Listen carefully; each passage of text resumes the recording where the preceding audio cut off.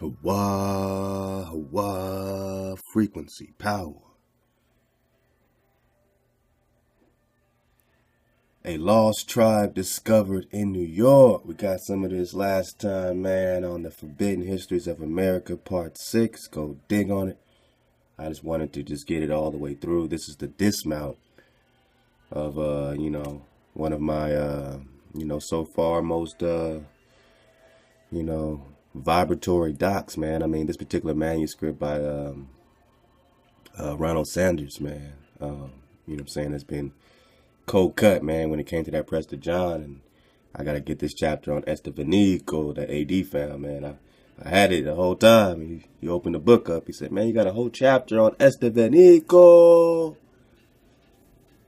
So we'll be back up in it, man. Love to everybody, man. Keep vibrating high. I'm just trying to keep focused on these things so that we can keep, doing what we got to do. Keep connecting, keep growing. I mean, what's the purpose of the books being unsealed in Daniel if it's not for you to enjoy the process of your redemption? Enjoy the process of your, This is your recompense, man. This is your restoration. You want recompense, right? You want restoration, right? All that was taken from you to be restored. You deserve recompense, a repayment. So part of your repayment is the knowledge that was lost. To feed your soul, to combine your spirit and your mind so you're on the same page, so your mind is no longer leading you to destruction of some celestial divine. But now your mind can be in tune with your heart, your soul, your ruach, which is above the barrier, and both can be walking shoulder to shoulder, side by side, walking together, walking on the right path, surfing the wave together. Have no more separation. It's not just about us not having separation between each other. It's about each one of us individually not having separation with ourselves. Not individually being separate with your creator. Once you connect with your creator, you got that unity. You got your unity coming, then you come and unify with others. But get your unity, man. Go within yourself and be unified. That's the first step before you, witness the disunity outside of yourself. Witness the disunity within yourself and fix it. Then we can be united. Wow. So this is chapter 30. This is the dismount. A lost tribe discovered in New York. All right. Can we get this any bigger? All right, we can do it like that. So we've been digging on this Antonio de Montesinos, and we got a lot more digging to do. He just keeps popping up in these documents, and apparently he's the one that, from Manasseh ben Israel and his world, that doc in the library, go get it. He digs on these tribes in South America and connects them to Israelites at that point. So let's see what else this Montezinos has up his sleeve. All right. So in September 1644, a Portuguese Marrano, named Antonio de Montesinos, arrived in Amsterdam, or what they're calling New Amsterdam or New York. We're just talking about New York, and they used to call it Amsterdam, right? Okay. After having lived for some years in South America. So he was already living some years in South America. Remember the Horace Butler connection between South America and the land of Moab in South America.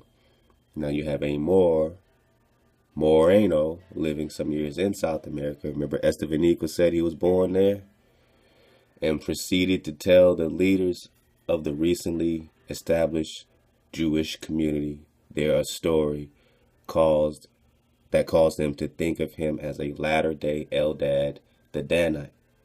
2.5 years before, he told them while traveling in the wild mountains of Quito, he had heard some of his Indian guides remark that the natives of that country deserved all the suffering they had undergone at the hands of the Spaniard. When he asked them to explain why they thought such a thing, They had replied mysteriously that it was because we so badly treated a holy people, the greatest in the world. All right. Nothing more had been offered by them on this point, but later, in the same conversation, Francisco, one of the Indian guides, had declared that his countrymen would be avenged upon the Spaniards in time anyway, by means of a people now hidden. The two references apparently were to the same people, but Montezinos, not seeing their full meaning in that moment, had put the whole matter out of his mind for the time being. Upon his return to Cartagena, the Judaizing Montezinos had found himself accused by the Inquisition and put in prison. Praying for salvation in his cell one day, he was reciting what was then a standard formula. Among New World Marranos, more Rainos in the New World, Moors in the New World. Blessed be the name of the Lord, who has not made me an idolater, a barbarian, a Negro, a Indian. So this was his prayer that he's reciting. Blessed be the name of the Lord, who has not made me an idolater, a barbarian, a Negro, an Indian. Man, you in the mind of a Hydra. All right. When suddenly he stopped, he said, those Indians, he told himself, they are Hebrews.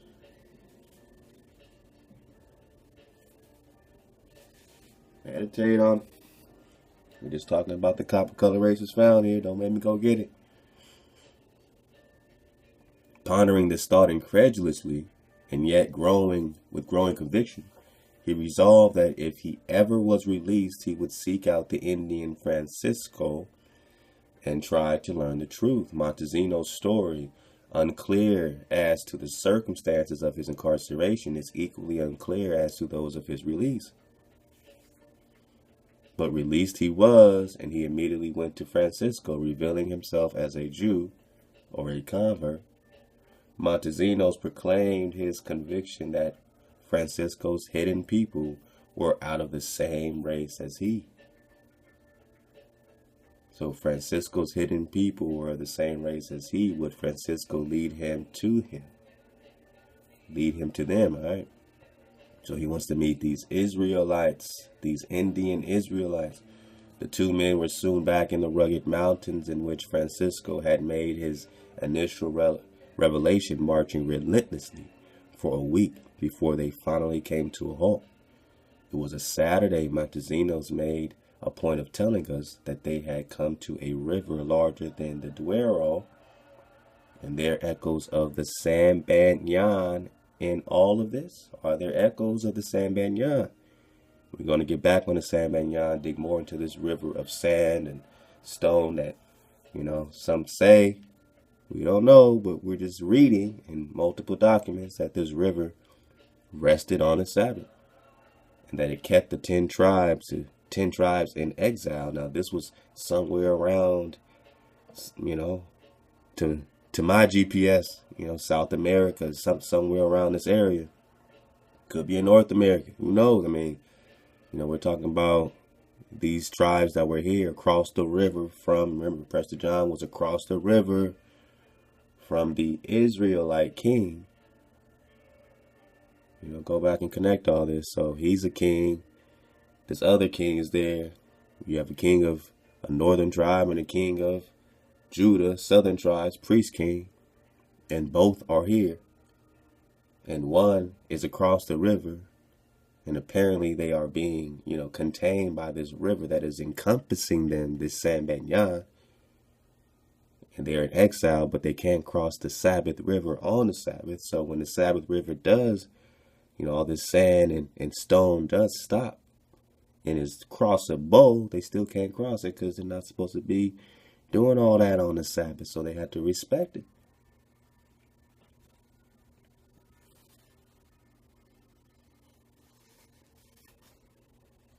So it says here, Francisco announced is where your brothers will be seen. All right. Waving a banner high in the air, the Indian guide soon was greeted by a puff of smoke far beyond the other bank of the river. In response to his signal, the two men waited. Eventually, a canoe appeared, bearing 3 men and a woman, all of them Indians, to the place where Francisco and Montezinos were standing at the water's edge. The woman got off and spoke to Francisco in an Indian tongue that Montesinos could not understand, although he could perceive that he was being identified in the conversation. She then tried to make her male companions to explain the situation. Upon hearing her words, they rose, went over to Montesinos, and to his utter astonishment said, Shema Yisrael, Adonai Eloheinu, Adonai Ehad. Hear, O Israel, the Lord our God, the Lord is one. That's their translation of it.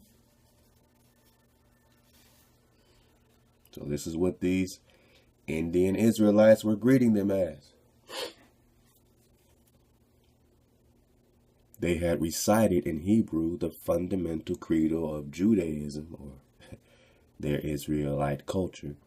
A brief conversation then ensued in their common ancestral tongue, according to Montesinos, whose fluency in it is almost as perplexing to the reader of his narrative as is that of his 3 mysterious new companions. They told him that they were themselves of the tribe of Reuben, and that the tribe of Joseph lived on an island nearby. Now this is in New York, New Amsterdam. Man, the heathen back then won the war.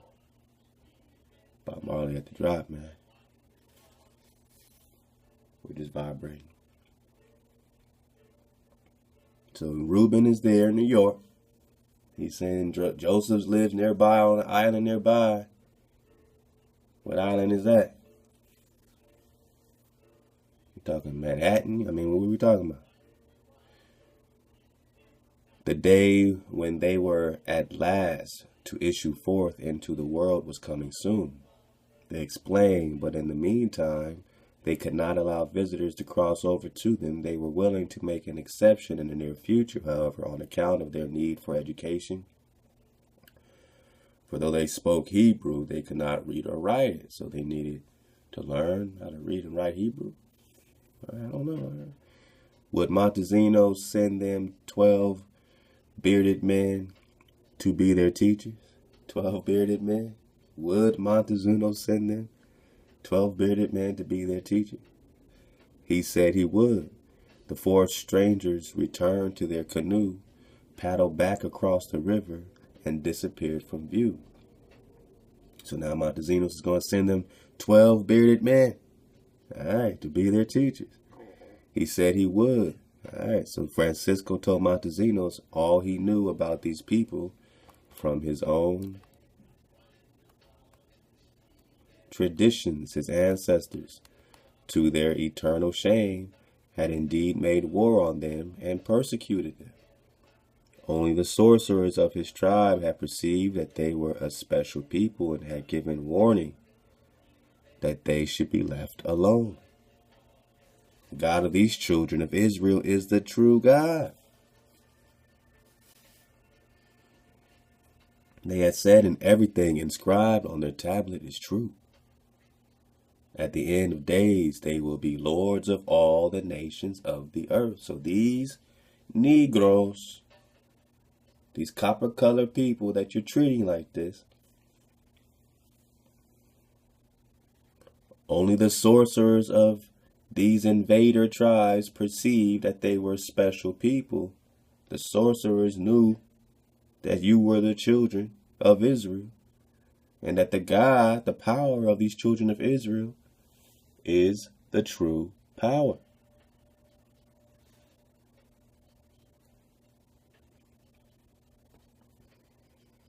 And they will be lords, they will be gods of all the nations of the earth. Even they, sorcerers, even they people was telling them that. So they had no excuse. One nation will come, bringing many things to this land. And after we have all been provided for, these children of Israel will go forth from where they now are and reign over the whole earth, as they once did. So their sorcerers of these invader tribes are telling them that you, so-called Negro, these children of Israel, Kendrick Lamar told you he's an Israelite, that these children of Israel will go forth from where they are now and reign over the whole earth. Now this is coming from their sorcerers, not even the Biblios. This is being substantiated by their hijacks, by their power. It's letting you know that the people that you're persecuting will reign over the whole earth as they once did. With this final flourish, Montezinos had turned his tale of the lost tribes into a bit of propaganda for the Dutch conquest of Brazil at the same time.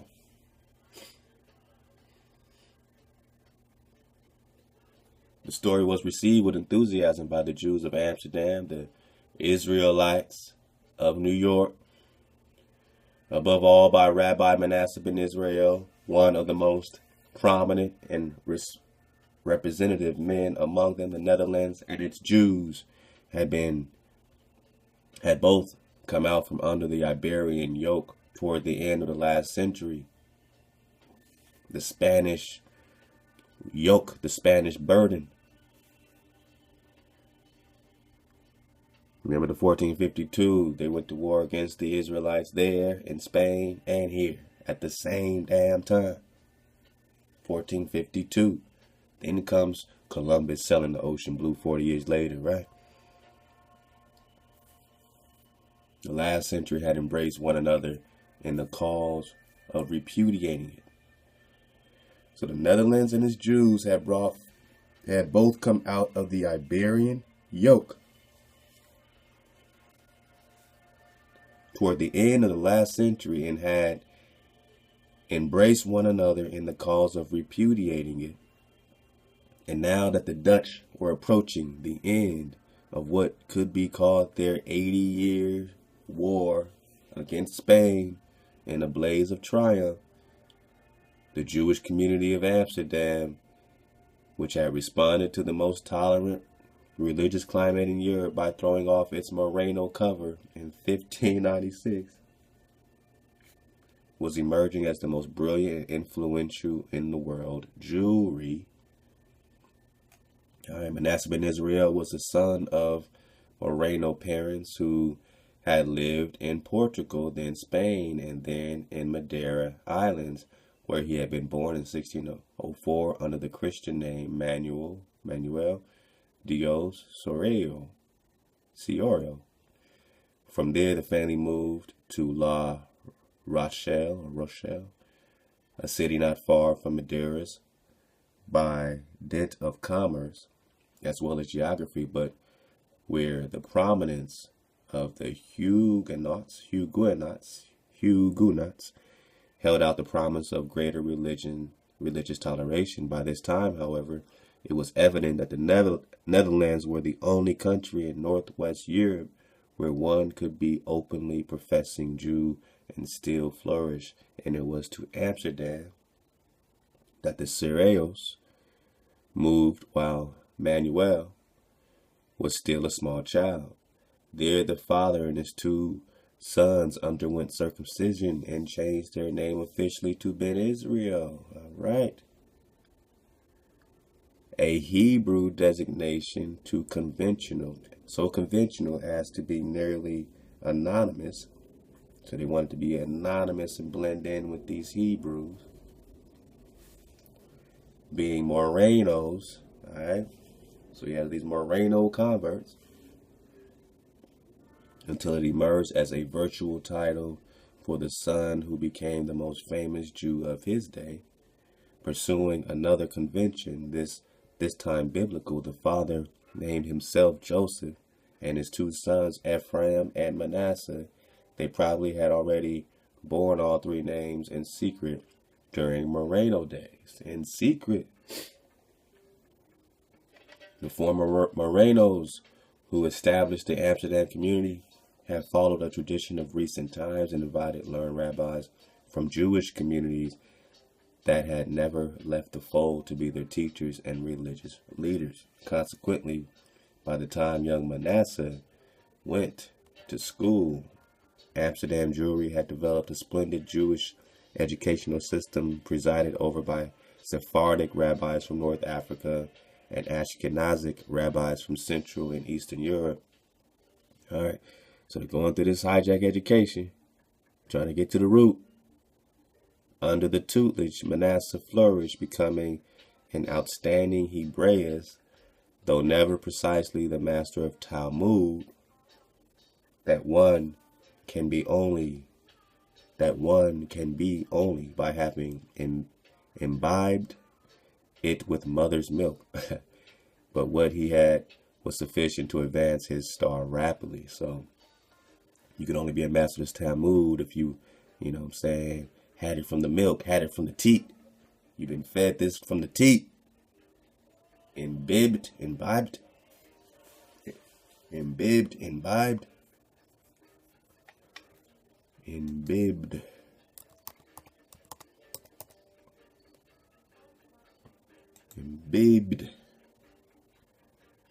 Alright, so to drink, this is alcohol. They were imbibed, far too many pictures. So if you absorbed it, assimilated, to absorb, assimilated. So you could be a master of this Talmud if you assimilated, you absorbed it, you know what I'm saying, from your mother's milk, with the mother's milk. But what Manasseh ben Israel had, he's saying, was sufficient for his star to advance his star rapidly.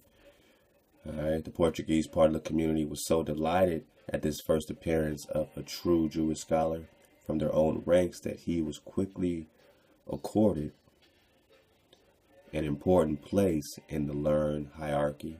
At the age of 17, he was appointed as a Hebrew teacher and published his first book, a grammatical work.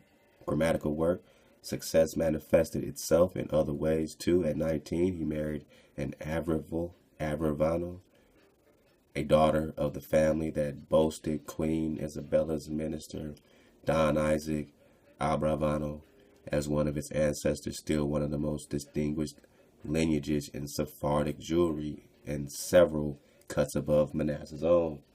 So whatever they're tracing as this lineage could be linked with lineages to Israelites, could be lineages to Israelites on their mother's side. Whenever they talk about royal blood, it seems to be related to you. But, you know, when they talk about it, it's always on the maternal side, right?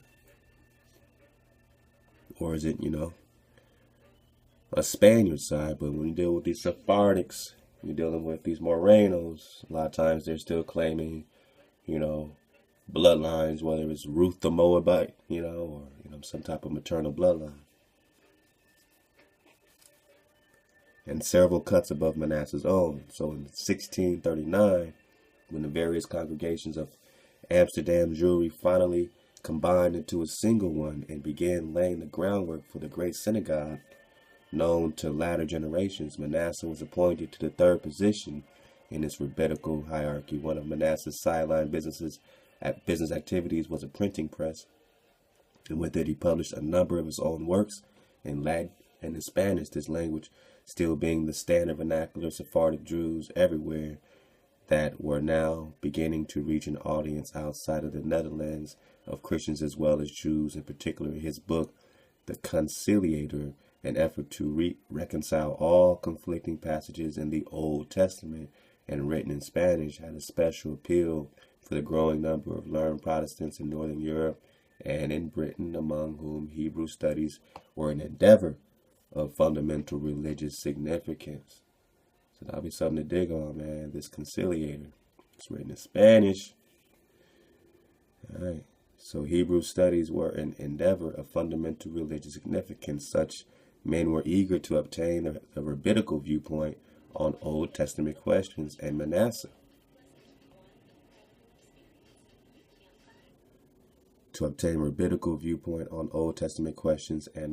part Christian himself,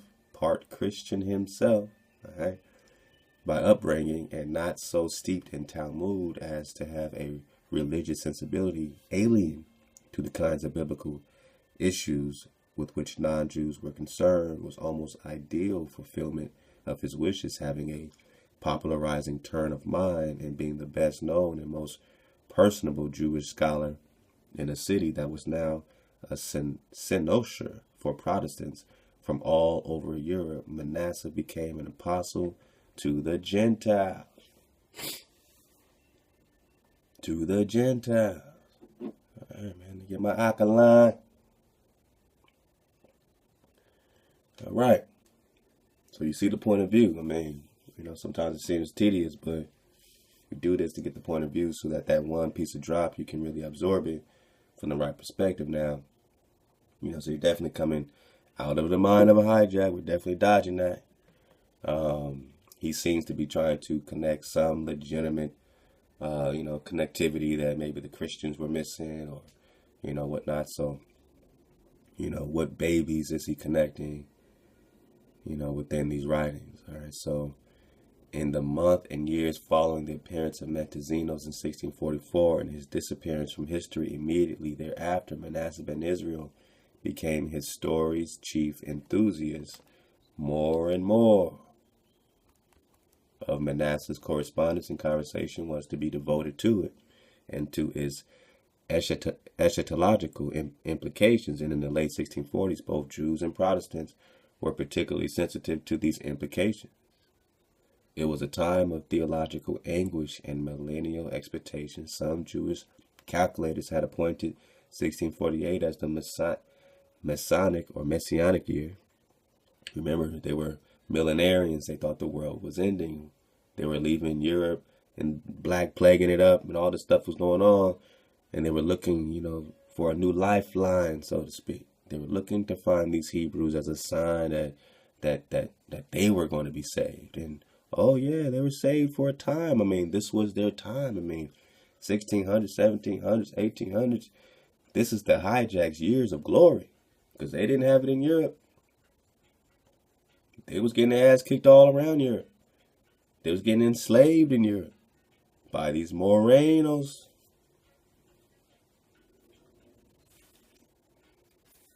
Then they come and they want their freedom, their independence.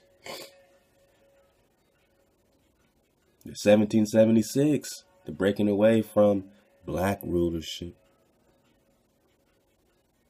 Black rulership. So then they get their independence. So yeah, man, this is a new thing for them. This is their Messianic year. 1648. And since that's proved to be the year in which the protracted horrors of the 30 Years' War came to an end, and in which a second civil war broke out in England, culminating in the execution of Charles I, many Protestants, especially in England, where the Fifth Monarchy sect was at its height, were convinced that they had indeed entered apocalyptic times in 1648. Something like apocalypse certainly struck for Jews that year when the hetman Bogdan Khmelnytsky led his Cossack followers in a revolt against Polish overlordship. How these Cossacks, remember we got some Cossack relation to the Khazar Cossack, Polish, against the Polish overlords that turned its severest attacks against the Jews of Eastern Europe, bringing rape, injury, and violent death to tens of thousands of all but extinguishing the hitherto brilliant light of Polish Jewry. So we're getting attacked by these hijacks over there and over here. This is the 1600s. You already know what's going on over here in the 1600s. So when you look at who, was, being rolled up on, then you start to connect and see all the scattering of the so-called Jewry. And that this attack, man, was launched from plane to plane. Whether you were in Turkey, whether you were in Poland, whether you were in Scotland, whether you were, in Alabama, in Georgia, in Kalalus, Utah, the Utes, Utah, Aztecan, all that. Cali, Wyoming, all right. Also in that year, as if it's response to this disaster, all right. So a young Jew of Smyrna, Izmir, in Turkey announced to a startled congregation that he was the Messiah. Whoa. And thought it was to be some time before many would take Sabbatai Zevi's claim seriously. He was eventually to be the leader of a movement that would send shockwaves through all the world. Jewry. And the year Sabbatai's followers chose for his messiahship, 1666, was one that Christian calculators had chosen for the second coming. Did you know that they chose 1666 for the second coming? How does that relate to you now?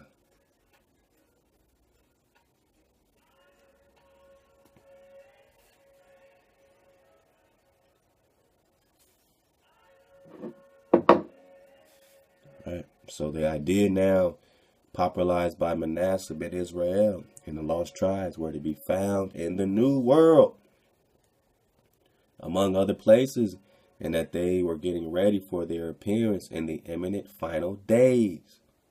So in their final days in 16, that was the end of their world, my people. They found you in the New World. Get the dates out your head and just get the point. Get the gist of this. Copper colored races found here. In Utah. In Mexico. In Jerusalem. These tribes of Reuben and tribe of Joseph in New York didn't, you know what I'm saying, in the Moabite series, get that, man. Get that. But didn't the brother break down that New York was Jerusalem? Didn't he call New York Jerusalem? So we got this multiple sources from Horace Butler to, you know what I'm saying, these Moors in the temple calling New York Jerusalem. Ronald Sanders breaking down the Manasseh ben Israel and the Sephardic connection and how they're saying that the lost tribes were to be found in the New World, ready for their appearance in the imminent final days, was bound to be particular appeal to an English Puritanism that not only was reaching a historical pitch but was keenly aware of its own relationship with the American continent, lost tribes, promised land, Eden. It was an English chaplain residing in The Hague, John Dury, who first began spreading Manasseh's new theories among his countrymen, one of whom, Thomas Thorogood, a clergyman in England, soon was relaying them to friends both at home and in the New World. By this means, they reached the Reverend John Eliot, minister of the town of Roxbury in Massachusetts. Roxbury, you go there today, it is a hood. It's one of the hoods in Massachusetts, in Boston, who had begun to do missionary work among the Indians in 1646 in Roxbury, and today it's still a neighborhood. Just like Inglewood. Just like Chicago. Roxbury, man. All those Dorchester, Roxbury, man. I mean, better ask somebody. A true disciple of Roger Williams in this respect, Eliot, a Cambridge graduate who had come to Massachusetts in 1631, at the age of 27, was now learning the Algonquian language as part of his effort to bring the Christian message to the natives of the area at last. To these Negroes in Roxbury, natives, copper-colored races found here, 1828, Webster Dictionary. A calling to which the Puritans had been notoriously slow to respond. Eliot probably had already begun to suspect that they were Hebraic elements in the Indian language and customs. but Thorogood's correspondence to him on the subject of Manasseh's ideas provided a certainty that led him to see significance in his mission, writing shortly after Eliot's death in 1690. Cotton Mather, an admirer of the man, but not of his intellect, was to say, mockingly, that the minister of Roxbury saw some learned men looking for the lost Israelites among the Indians in America. You think this is play?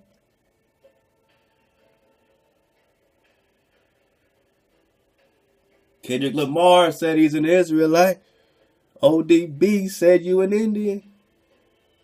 Put it together and you have an Indian Israelite or an indigenous Israelite or the seed of the Creator in the Promised Land connected to the terrestrial paradise. Amazon, Orinoco. Who are you, so-called Negro? That this minister of Roxbury saw some learned man looking for the lost Israelites among the Indians in America. In counting, they had Thorogood reasons. They had Thorogood reasons for doing so, and a few small arguments, or indeed but conjectures, meeting with a favorable disposition in the hearer, will carry some conviction with them, especially if a report of a Manasseh in Israel be to back them. But Mather certainly recognized the power of a vision that eventually enabled Eliot to translate the entire Bible into the Algonquin tongue. So now he's putting this Christian Bible in their tongue to do what? Pacify them, to brainwash them, to tear them away from their Creator, and put a hijack in between, to disconnect them, to give them a excellent new tune and take away their ancient love song. And that's what Samuel Sewall broke down in The Selling of Joseph. So now they're translating the entire Bible into the Algonquin language. A great, though inevitably obscure effort of early American literature, which surely reflects on every page Eliot's sense of deep-lying affinities between the Indian language and Hebrew, between the Indian and the Jewish spirits, or the Israelite spirits. All right, now, I wanted to get to this, and I'm going to come right back to this drop here, man. Matter of fact, we're going to do it like this. We're going to take a little pause. And I just want you to see these cats trotting down your land. When we talk about Utah, Udall, I want you to see your land being trotted down. I want you to see that these people are paying just, to be able to camp and hike on your land. Let's get a few minutes of this, and we'll get some more into dismount, man. But let's just keep it moving, keep it wavy, and just take all you're getting about these Israelites and these Indians and the connection, and these Aztecs and these Udall, and now they're in the land of Udall, doing a little backpack hike, and let's just see what they see, man. Let's just see what they see.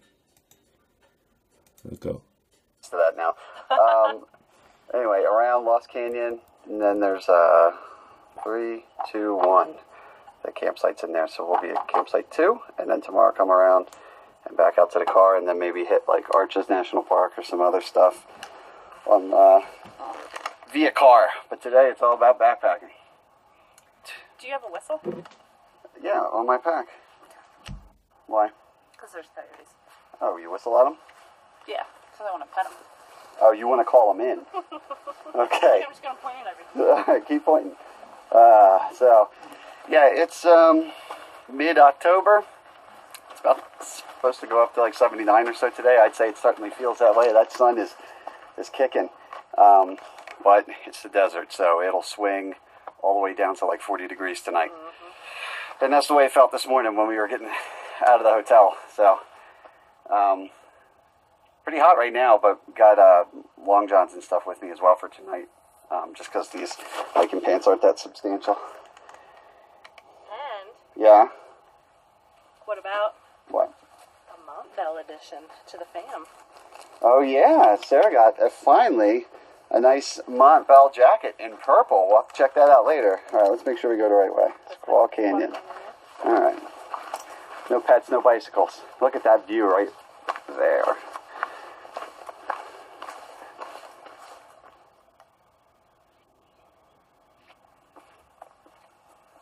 Oh my god, I love this tree. This qualifies as a creepy tree. Might end up with the collection on the wall at home. Oh. Didn't even notice that behind us where we started from. That's cool.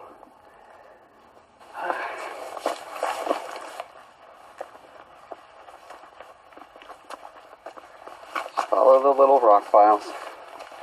Couple puddles there.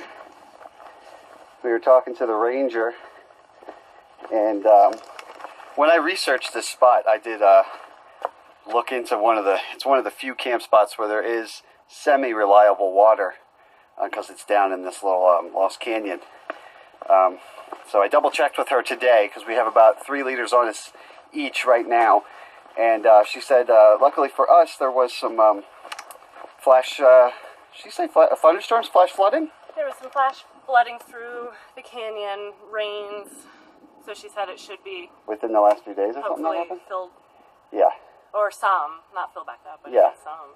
So, I mean, that's good news on top of the fact that I do read that usually you can find some water in this area. So, Kind of wanted her to say that there was water, not that she takes. yeah, that's true. But I from, was like, is there a way we can make sure? yeah. But, yeah, from the research I did, there's a couple spots down here that are semi-reliable. One right by our campsite that we were lucky enough to get that is quite reliable. And then with the flooding she was talking about recently, we should be fine. Otherwise, we would just had to carry even more water, which for most of the trails around here, that's what you got to do. We were just talking about that, Sarah and I. That's a new concept for us being East Coast hikers. The idea of, all right, here's all my water for the trip. That's it. There's no chugging it after that. No, And then just saying we'll hit the next water source. yeah, so that's a little different. So that's why when I planned this, I tried to kind of cheat. Lizard. Ooh, lizard already? See? He's cool. He blends in well. I shall name him Timothy. All right, Timothy, you just stay still and we'll never know you are here. Oh, he was cool. He ran right across too. Nice. Oh, where'd he go? There you go. Timothy's gone. Timothy. Just like that. He saw us look away and bounced. That's a cool little flat area in there. Yeah. And you can see the trees congregating in there. And some of the trees we saw turning. Yeah. On the drive in, still saw some yellows and stuff.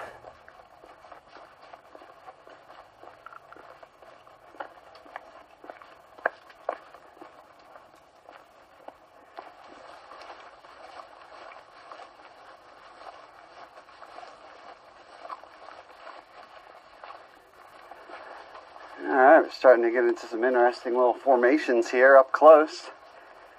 That's cool. Some birds dancing around up there. Another lizard sighting by Sarah. She's up to 4 or 5 lizard sightings. So, pretty nice, gentle grade for sure so far. Not bad. 2 miles in, didn't take long. And we've been definitely dilly-dallying a bit.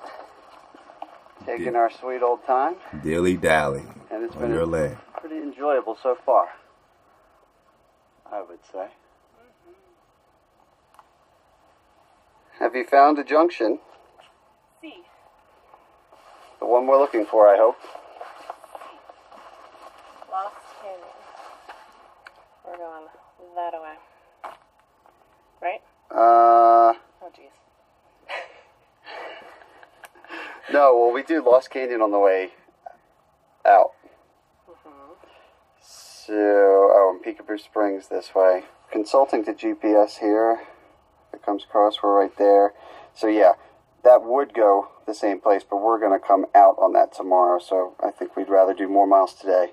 Do like 5 miles today, 3 tomorrow, nothing too crazy. So we're going to go right here past the Squall campsites, but we're actually going to go around to Lost Canyon camp and then come out tomorrow and reconnect with this. We should be back at this sign and back to the car. So we will go that way.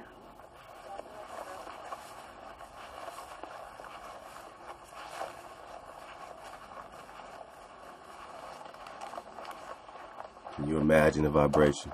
Look at this. Roadblock. I know. You're still going the right way. I believe you are. You can tell that when the rain does come, the water comes rushing through here, huh? I wonder what it sounds like. Probably pretty impressive. All these like canyons and stuff. Uh-huh.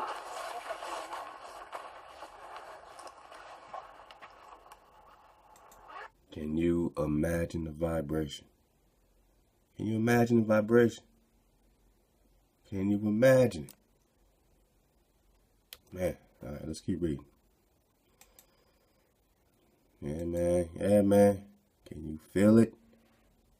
And you telling me that these are not your cities, that these are not your desolate cities. And I'm telling you that they are teaching these tribes here that they're finding here. They're putting this Bible in the Algonquin language to teach it to them. Inevitably obscure effort of early American literature, which reflects on every page Eliot's sense of deep-lying affinities between Indian language and Hebrew, between Indian and the Israelite spirit, Ruach. So this mood at its height is vividly conveyed in a pamphlet describing Eliot's activities.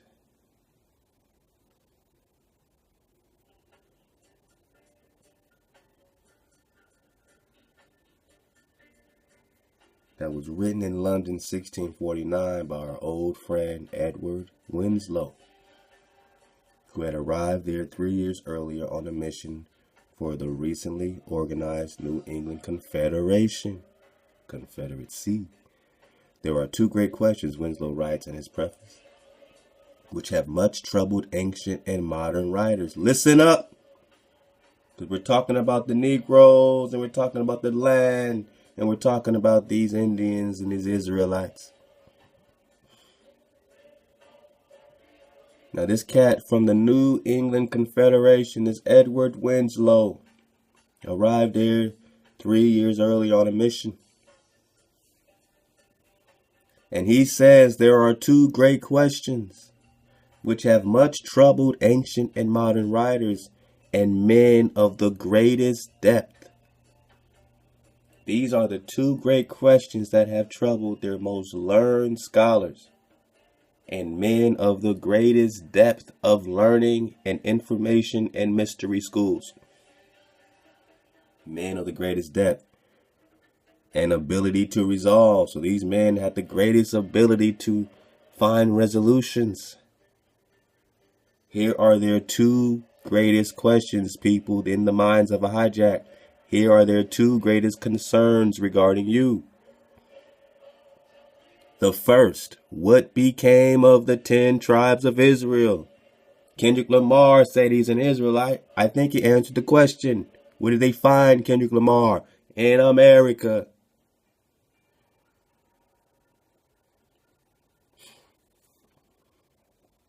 The 2 great questions, what became of the 10 tribes of Israel?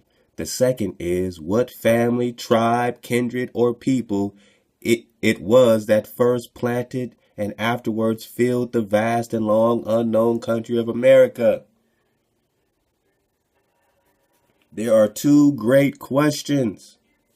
Winslow writes from the New England Confederation in 1649 when he arrived here. He said, here are the 2 greatest questions us hijacks can even conceive of. The men of the greatest depth and ability to resolve. Here are their 2 questions that have troubled. These questions have troubled ancient and modern writers.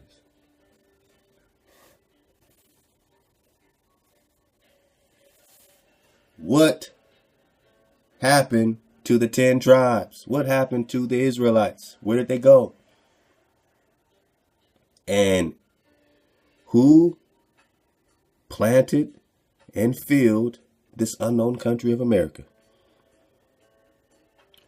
I think they're putting those things together because I think that these most learned men, ancient writers, men of the greatest resolve, ability to resolve, the greatest depth, I like to posture that they're putting these things together by saying, here are the two greatest questions, and I think they go hand in hand. What became of these tribes of Israel and these Israelites? And who are these Americans? The copper color race is found here by the European. Winslow, who does not seem to have troubled his thoughts with such questions back in Plymouth's early days, now not only ponders them, but believes he has the answer. A godly minister of this city, he goes on, probably referring to Thorogood, has written to Rabbi Ben Israel, a great doctor of the Jews, now living in Amsterdam, to know whether after all their labor, travels, and most diligent inquiry, they did yet know what was become of the 10 tribes of Israel. Manasseh had answered that at least some of them were in America. So the recon they're getting back is, yo, these Israelites are right here. And is that why Columbus brought a Hebrew interpreter to come find you, so-called Negro?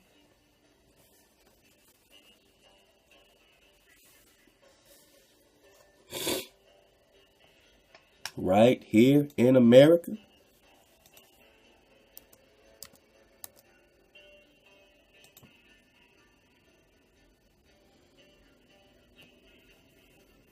I mean, we have to. America, Ame'rican.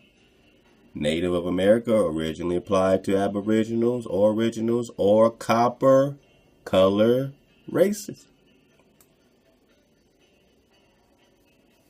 Found here by the European, but now applied to the descendants of Europeans born here. So those that are invading you have descendants, and these descendants of those who are invading you are now taking your titles. Because the Papal Bull Diversas says that they can subjugate you and give your titles to their descendants. And they could be born here and say, I'm American, you're black. No, I'm the copper color race you found here. A black people? Look around. Who is the color black? And we're just talking a color according to Kendrick Lamar. Don't call me black no more. That word is only a color. It ain't facts no more. I'm an Israelite. Copper color race is found here. That's their definition of what an American is, and who does it apply to? If you're not a copper color race, it does not apply to you by their definition. I mean, we're just using facts. So if they're pondering their two greatest questions, who are the Americans? Well, they're the copper color races you found here. But who are these copper color races? Oh, you mean your question is, what became of the lost tribes of Israel? And who are the copper color races found here? And Manasseh had answered at least some of them were in America. The copper color races found in America.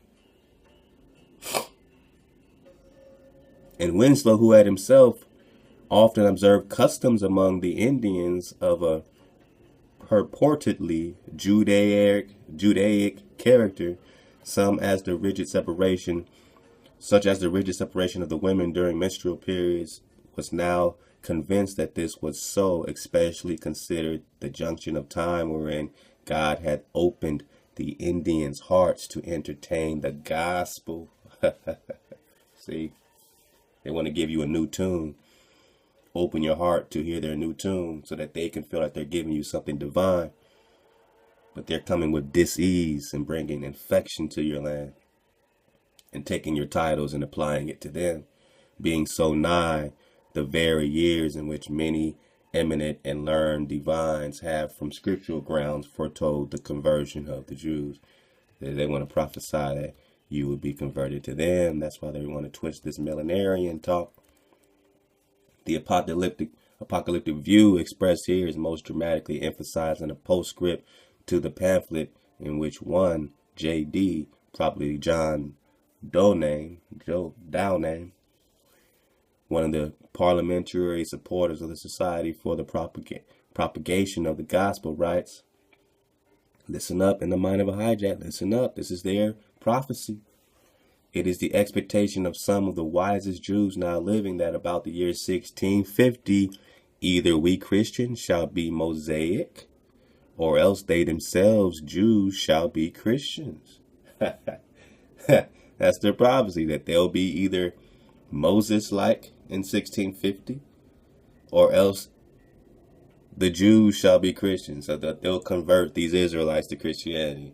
Was Manasseh one of the wise Jews who had dropped this idea in the midst of some euphoric conversation? He certainly had felt the English Puritans' excitement by now, as in a letter he received from a minister named Nathaniel Holmes, who promised to write a book declaring that the millennium was at hand and the Jews were about to have a central role in it. This alone would have made it seem high time to Manasseh that he round up and publish his ideas on the subject in a single book, but literary provocation was added to millennium by the publication in 1650 of Thorogood's book, Jews in America, or Probabilities that Those Indians Are Judaical. You gotta get that drop. Jews in America by Thorogood, or Probabilities that Those Indians Are Judaical.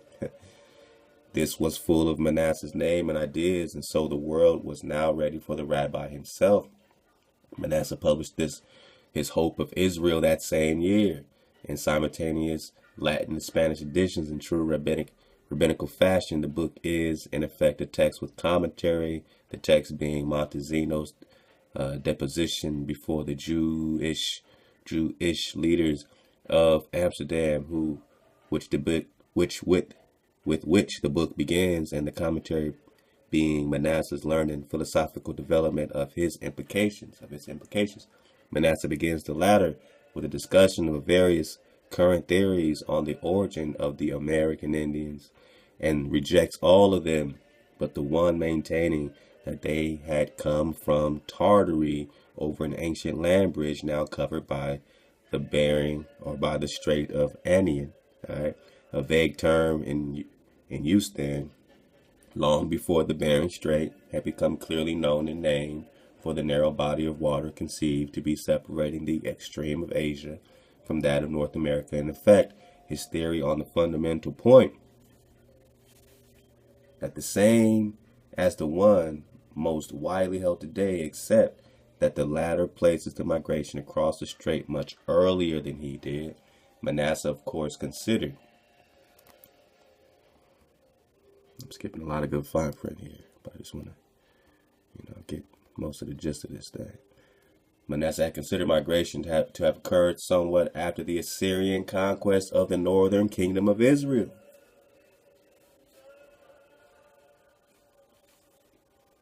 So we're focusing on these, we're trying to match up this timeline and put it together ourselves now. Migration occurred somewhat after the Assyrian conquest of the northern kingdom of Israel and the dispersion of its 10 tribes. But on the other hand, he does not think that the migrants consisted exclusively of their descendants, and in this respect his theory touches once again upon the modern one, for he maintains that most of the migrants were pure Tartars, and it is his belief that the ancestral tradition described by the Indian guide Francisco refers to an ancient persecution by the Tartars of the Jewish tribes in their midst.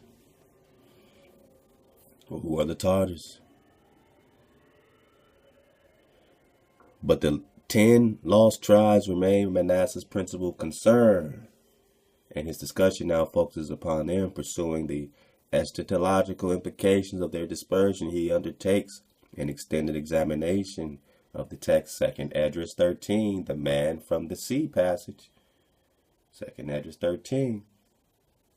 It is revealing of Manasseh's personality and of the kind of Judaism he represented that he continued finding his heterodox and mystical texts to be of a major concern. So this heterodox and mystical text to be of major concern even after his return to rabbinical traditions, the heretical new Christian religiosity was still beneath the surface. Indeed, we may consider Manasseh to be the last outstanding representative of that quasi-religion of geographical messianism, extending all the way back through Columbus and Las Casas to Abraham Cresques and Master Jacomi of Majorca. It is entirely significant that those learned Orthodox Jews throughout the ages down to Manasseh's time and beyond continue to locate descendants of the lost tribes in various parts of the world. Manasseh was the only member of this tradition, the only ordained rabbi ever to place them in America. So that puts Manasseh on our radar, because he was outside the box. He was coming with the recon.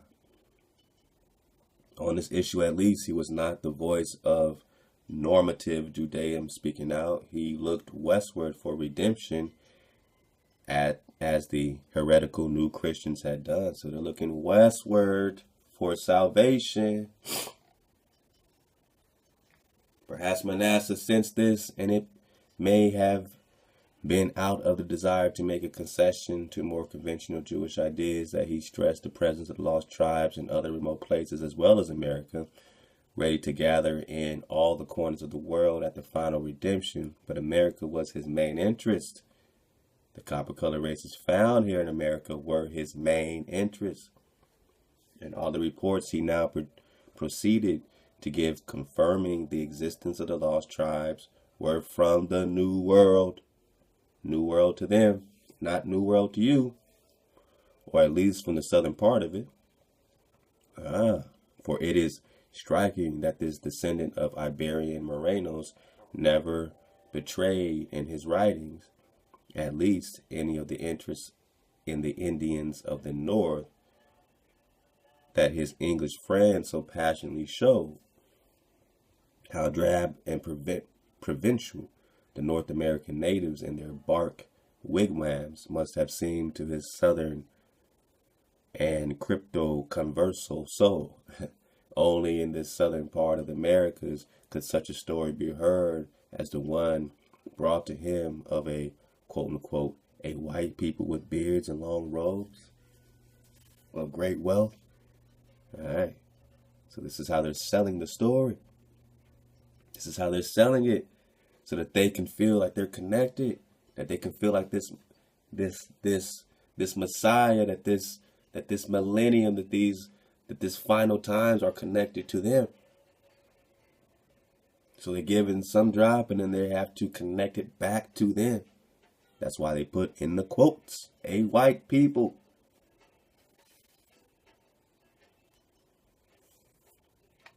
Only in the southern part of America could such a story be heard as one brought to him of a white people with beards and long robes of great wealth and abundant in gold, silver, and emeralds, who live in populous walled cities where some Indians of the Orinoco, remember Columbus said it flowed out of paradise, the Orinoco have gone, bring back with them much treasure.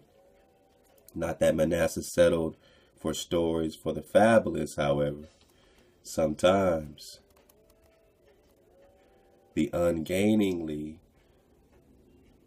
was what portrayed a possible Jewish presence, such as the report brought to him from the mountain of Quito, Montezinos territory, of a white people tall in stature, well formed, with full-grown beards like Spaniards.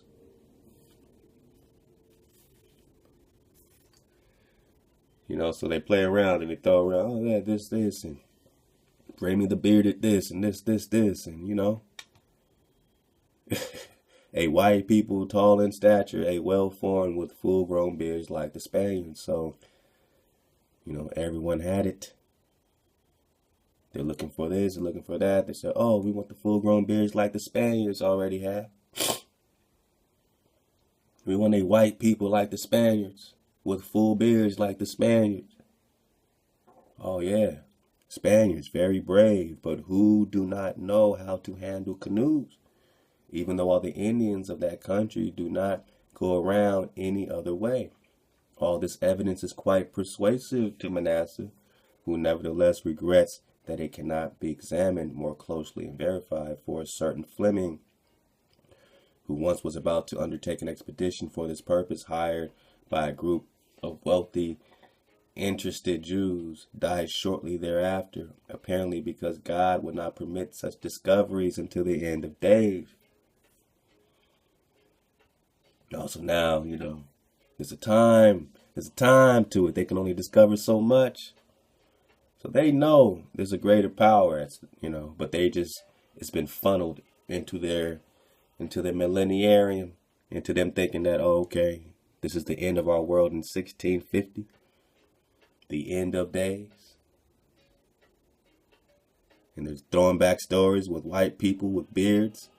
And that's what you get from this whole, hijack of Montezuma. Oh, this white bearded man. They had to keep throwing these stories out, just like Prester John. He had to be something that they can relate to for them to come, send expeditions and voyages to find this kingdom of Prester John, which we got before, is rated up there with the myths of Atlantis, with this, treasure and terrestrial paradise of Prester John. So anything about you gets put into the mytho category so that you can feel small, because your true habitat is godly to these people. And they brought you down with disease and sorcery. And our people did not choose up when they needed to choose up. With full-grown beards like Spaniards, very brave, who do not know how to handle canoes, even though all the Indians of that country do not go around any other way. All this evidence is quite persuasive to Manasseh, who nevertheless regrets that it cannot be examined more closely and verified. All right, so we're talking about the end of days, but Manasseh convinced that the recent Jewish recovery from the long night of suffering under the Spaniards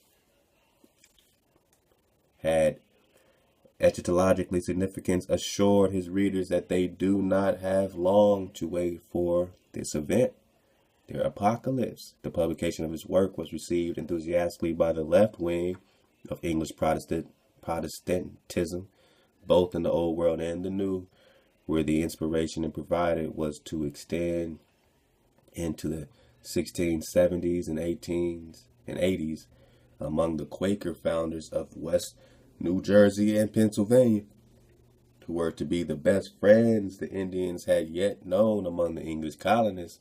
The protector, Oliver Cromwell, became attracted to Manasseh's views, which included a belief that the time had come for a Jewish return to England. On this point,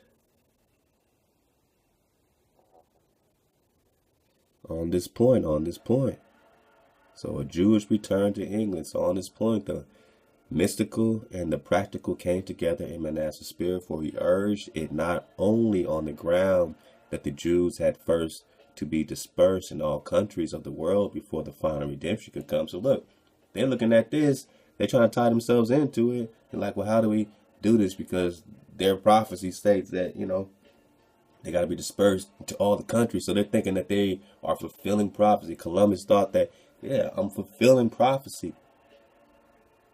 By finding these people and doing this, I'm fulfilling prophecy. I'm breaking down the partition.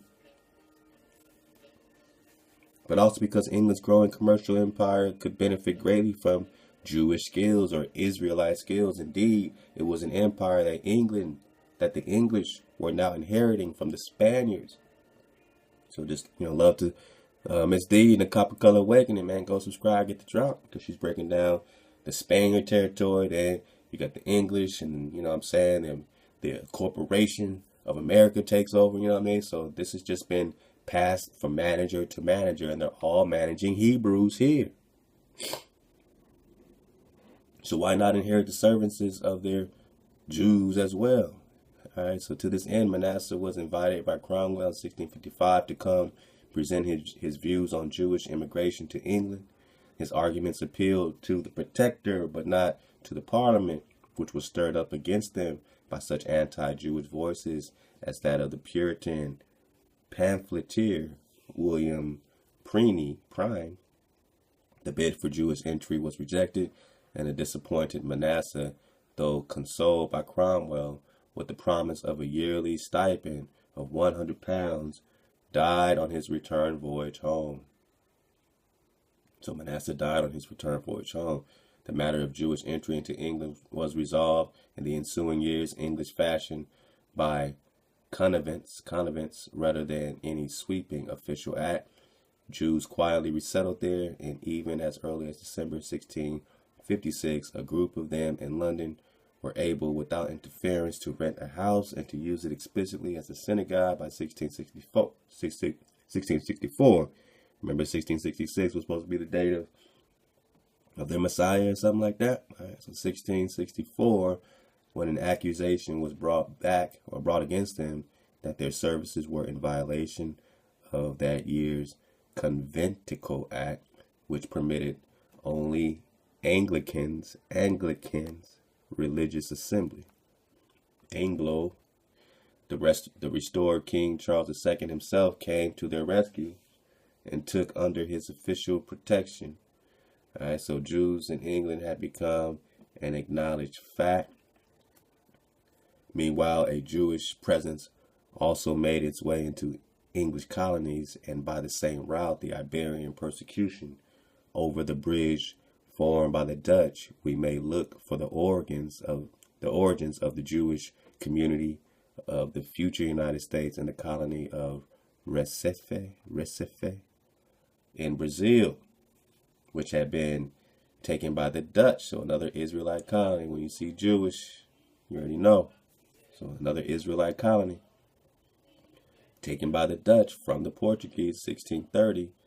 Recife was, in terms of economic geography, more a part of the West Indies at this time than part of the South American continent, and its Israelite community, which consisted of about 1,000 persons at its height, some 1/3 of the total European population there, had become thoroughly integrated into the West Indian economic life. The Jews of Recife, many of whom were of Portuguese Marrano descent. So either we're talking about Israelites or Spaniard converts, or these Marranos who had Israelite descent, were in a variety of occupations, but these tended in one way or another to be related to the colony's main industry, sugar. Historians have even suggested that new Christians were the first to bring sugar to Brazil from Sao Thomas, the Canaries, or the Madeiras. In any case, there were Jewish sugar planters in Dutch Recife. Although they do not seem to have been among the largest landowners, these planters owned Negro slaves just as their Christian counterparts did. In fact, some Jews of the colonies found a particular outlet for their commercial talents as brokers in the slave trade. So yeah, we're definitely talking about the hijacks, because we know no Israelites are enslaving Israelites. Technically, the trade was a monopoly of the Dutch West India Company, but in practice, the company's ships found it convenient to deposit large consignments of slaves at the port and leave the retailing of them to middlemen rather than sell them directly to the planters. It was in the intermediate operation that a number of Jews found their métier. Later, when Jewish communities were established in other parts of the West Indies, some of their members continued to pursue this form of business activity.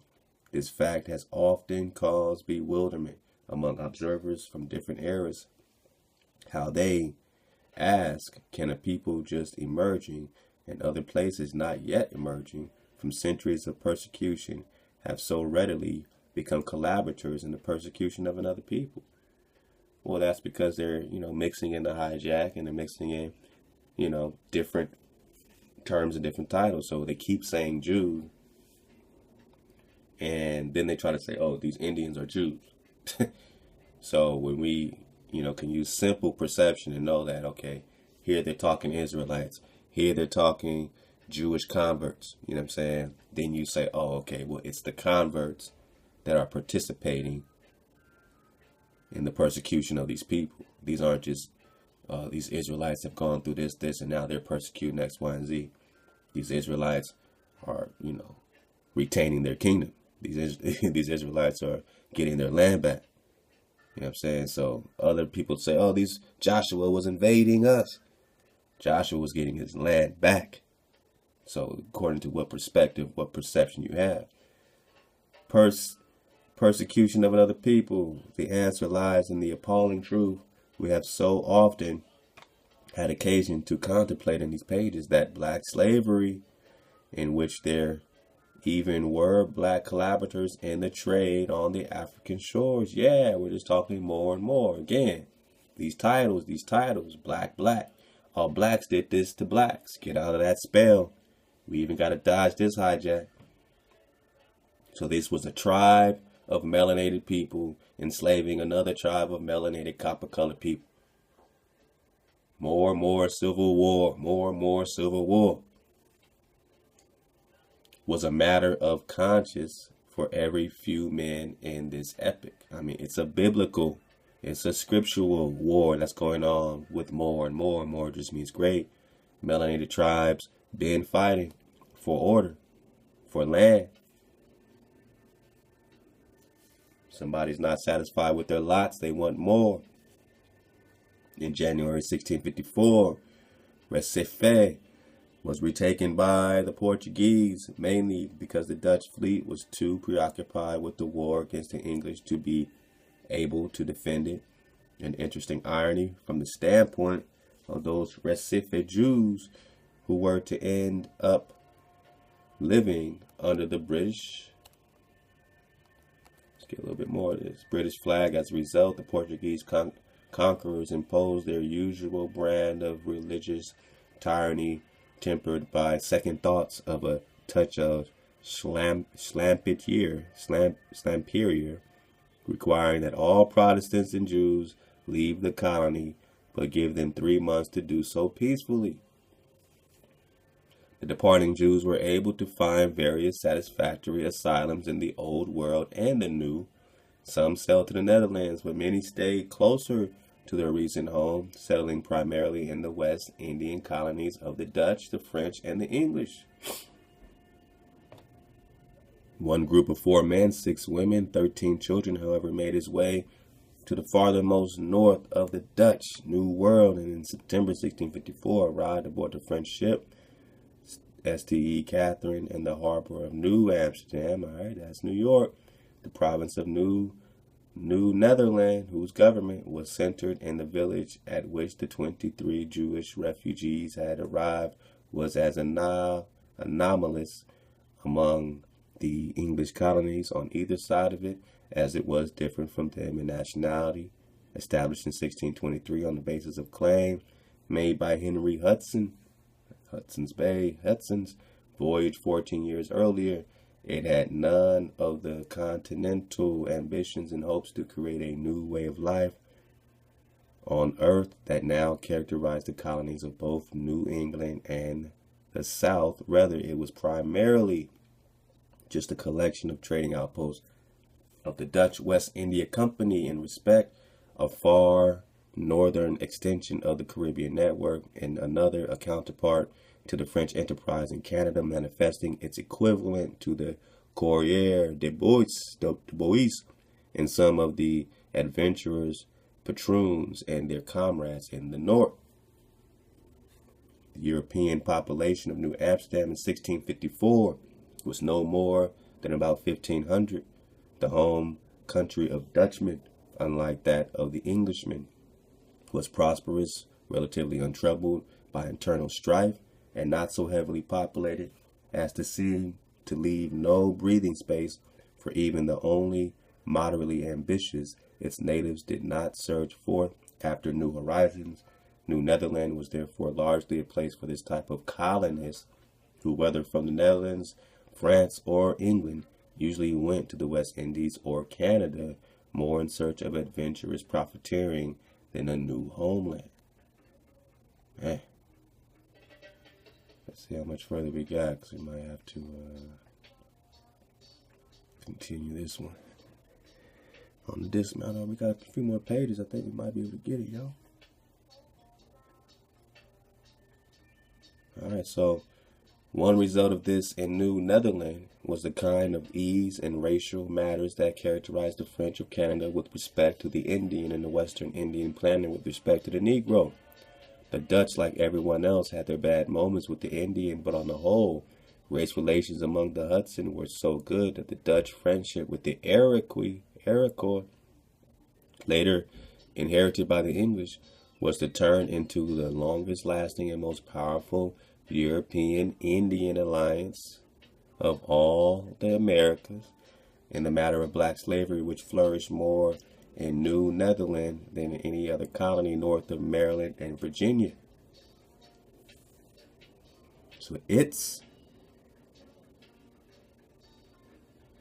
Maryland and Virginia. So its record also is characterized by a spirit that seems rather relaxed for that time and place. The slaves who tended to work side by side with the whites in a variety of occupations. All right, so we got this side by side. Remember, ODB said that his great granddad or whatever sold Manhattan to who? The Dutch. Man, I can't make this up. So here we go. All right. So they worked with the whites in a variety of occupations, obtained manumission with relative ease, mainly through a half-freedom status, worked out with the West India Company, whereby they could live in effect as free individuals in exchange for certain services. So by selling Manhattan, they could, in effect, kind of be free, have a half freedom. So they sold Manhattan for a half freedom, right? For trinkets, right? Amsterdam, free individuals, exchange for certain services and a modest annual tribute. All of this took place in an atmosphere that was unusually cosmopolitan for a New World colony. It was said that 16 different languages could be heard among the settlers in New Amsterdam. In short, one could discern in the Manhattan, ODB said they sold Manhattan Island Village. All right, so you got this tribe of Reuben in New York. They say the tribe of Joseph is over there in the island. I don't know. One can discern in the Manhattan Island Village, in particular, some of the outlines of the future New York, and as such, a likely place for Jewish refugees or Israelite refugees. All right. So, not that the 23 refugees from Brazil were welcomed with open arms. New Amsterdam had tolerated the separate arrival of 2 Jewish settlers from the Netherlands just a few weeks earlier, but a whole miniature community was another matter. Remember the gangs in New York, right? These people have no other God than the mammon of unrighteousness that New Amsterdam Reverend Johannes Megapolensis wrote to his colleagues back home, and no other aim than to get possession of Christian property and to overcome all merchants by drawing all trade towards themselves. Therefore, we request your reverences to obtain from the Messrs, directors of the West Indian Company, that these guileless rascals, who are no benefit to the country, but look at everything from their own profit. I mean, was this talking about the Jewish? Right? That's why I'm saying we're surfing, so I'm trying to fit both of these things. So are we talking Israelite refugees, or are we talking the Jewish converts that came, with their system that not even these white Christians were down with, which is why you have these Zionists today. So are we talking the Zionist situation, Or are we talking Israelite refugees? Because we know they're finding Israelites here. And that's when they keep throwing this Jew title. You don't know which one they're talking about until you get the full context. So I'm going to keep going back so we can get the proper context. These godless rascals who are of no benefit to the country but look at everything for their own profit. Who is this referring to? May be sent away from here, for as we have here Papists, Mennonites, and Lutherans among the Dutch. So all their hijacks are here. Also many Puritans or independents, many atheists, and various other servants of Baal. This is a quote from the 1600s. Among the English under the government, who conceal themselves under the name of Christian, but they're servants of Baal. It would create a still greater confusion if the obstinate and immovable Jews came to settle here. This, at least, was not racial fear, and indeed, after Governor Peter Stuyvesant had sent back to the company in Amsterdam for instructions concerning the refugees, and the latter had settled down to await the reply, Domini Megapolensis showed that his bark was worse than his bite by helping to tide them over with funds from the Dutch Reformed Church. All right. So, let's see. A response from the company in favor of the refugees probably was inevitable, not only on the moral grounds that religious toleration was right and had proven its viability in the Netherlands, but on the practical grounds that the commercial skills of Jews with connections all over the West Indies would be most useful. To do what? For their invasion. To take down the copper-colored races found here. If we're talking Jewish, we're not talking Ame'rican. Furthermore, what was probably the most important factor of all, there were Jews among the investors in the company. A group of Amsterdam Jewish, we're talking convert, leaders petitioned the company, urging that the refugees be admitted, and the company at length wrote back that these people may travel and trade to and in New Netherland and live and remain there, provided the poor among them shall not become a burden to the company, corporation, or the community, but be supported by their own nation. So these converts will be supported by their own nation. All right. So the nation came about in 1947 when they did, So this is the nation, our nation of Israel, our state of Israel. But before that, they were supporting and financing this trade of Hebrews. This began a Jewish community life in the future New York. All right, so now you got all these Jews in New York, replenished by the arrival in the next few years of more Jewish settlers from the West Indies and the Netherlands, and rooted by the purchase of a communal burial plot, traditionally the first manifestation of the establishment of a Jewish community.